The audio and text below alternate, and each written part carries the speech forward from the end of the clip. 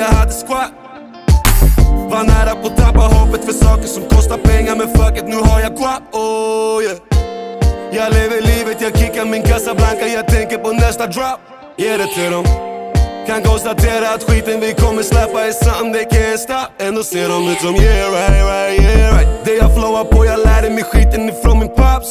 Ingenting personligt men inget du tar ifrån mig. Om någon skulle försöka ge då det blir chop, oh yeah. Glöm inte bort det jag kom och vi satte soundet i Sverige här on the dot. Mannen first shot. Och det finns någon som försöker att plocka ner mig nu när vi är on top. Men jag säger bara yeah right. Låt dem säga vad de tycker här, vi sköter ändå snacket här. Yeah right. Drog den här från botten, ingen trodde på mig. Fort jag hade lagt den, de bara yeah right. Yeah, nu de följer mig med blicken som ingen kan nå för den här. Yeah right. Jag lovar fort vi kommer in på klubben är det bara att ta för det, yeah. Jag lovar fort vi kommer in på klubben är det bara att ta för det, yeah.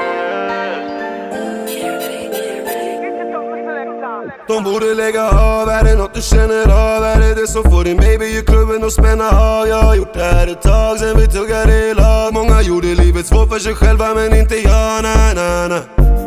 Det känns som ingen av dem hör mig så jag svarar bara yeah right. Affärer på mobilen, cigaretter i andra bilen. När vi rullar upp och stannar vid någon red light. Jag vet du kan se det på mig men ingen kan säga vad det är jag gör. Så för alla och bara yeah right. Och många som vill ha mig men ingen som tänker vad det är de gör. Så för alla och bara yeah right. Än så länge jag bara yeah right.